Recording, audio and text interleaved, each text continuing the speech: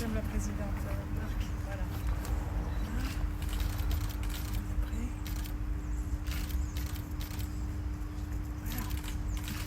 Vous pouvez applaudir. Alors que l'État, le département, la ville de la Teste-de-Buch et la communauté d'agglomération étaient réunis pour l'inauguration de la caserne des pompiers de la Teste-de-Buch, payée à 50% par le SDIS et la COBAS, Marie-Hélène Desego en a profité pour inviter dans la cérémonie la question de la prolongation de la RN 250. Madame la préfète, je tiens à saluer la parfaite coordination qui a été la vôtre durant ces moments. J'ai particulièrement apprécié votre implication personnelle et je tiens aussi à remercier tous vos services. C'est toujours un grand plaisir d'ailleurs de collaborer avec vos services. Permettez-moi de rappeler ici combien nous avons aussi apprécié leur engagement sur le projet de construction des 2 échangeurs de la 660. Je n'ai pas eu l'occasion de vous le dire publiquement.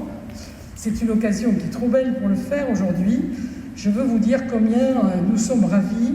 La population du Sud-Bassin apprécie tous les jours la fluidité de la circulation à laquelle nous n'étions pas habitués. Je vais vous dire, il nous faut continuer. Je vous regarde tous les deux, Madame la préfète et Monsieur le Président du département. Et tout le monde comprendra pourquoi. J'espère qu'ensemble, nous pourrons faire en sorte que nous pourrons terminer ces travaux et aller jusqu'à l'entrée d'Arcachon.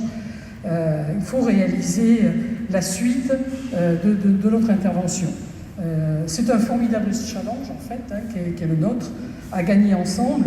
Alors, comme vous le savez, nous sommes un peu bloqués actuellement, ne sachant quel sera le maître d'ouvrage. Est-ce que ça sera l'État? Est-ce que ça sera le département? Je ne sais pas. C'est le suspense. En tout cas de cause, la COBAS s'est engagée à financer la poursuite de cette route. Oui, j'en suis désolée de profiter de ce moment pour vous dire tout ça. Mais l'occasion était trop belle, comme je l'ai dit. En tout cas, je dois vous avouer qu'on sent bien qu'on prend un petit peu de retard. Mais notamment, c'est vrai que l'enquête, la concertation préalable et l'enquête qu'il y aura sur la 63 viennent perturber un peu les choses. C'est un peu dommage. Alors pensez à nous, à un moment donné, il faudra nous dire, la loi 3D nous le permet, qui de l'État ou le département vient au droit et maître d'ouvrage, et nous serons là, les financeurs, comme nous l'avons fait à 100%. Voilà, pardon de cette petite discrétion, mais c'était très important de le dire, je pense, en présence de Madame la préfète. Madame la présidente de la COBAS, parce que vous avez interpellé sur les routes, pour vous dire que j'ai signé un courrier qui vous indique que je vais solliciter auprès de Madame la préfète, ici présente, une délégation de maîtrise d'ouvrage pour que le département réalise la 250 et puisse s'engager très clairement là-dessus.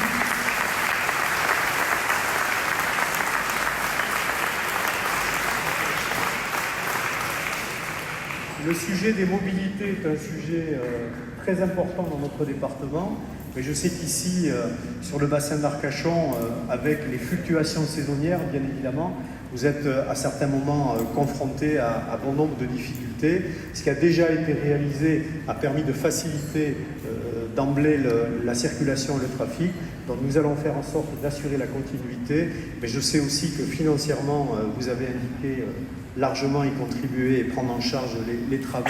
Donc ce sera finalement une œuvre d'intelligence collective entre l'État, le département et la COBAS. Eh bien, je souhaite qu'au-delà de cette belle caserne, nous puissions avoir encore ici sur ce territoire de belles réalisations partagées. Je vous remercie.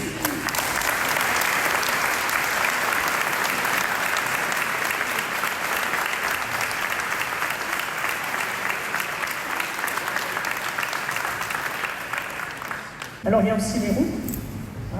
Voilà, votre présidente a bien fait d'évoquer le sujet. Bon, je crois qu'on s'est mis d'accord, où est-ce qu'il est, le président? Voilà, on s'est mis d'accord. Un bel accord qui ne peut que réjouir les élus de la COBAS et tous les habitants du Sud-Bassin.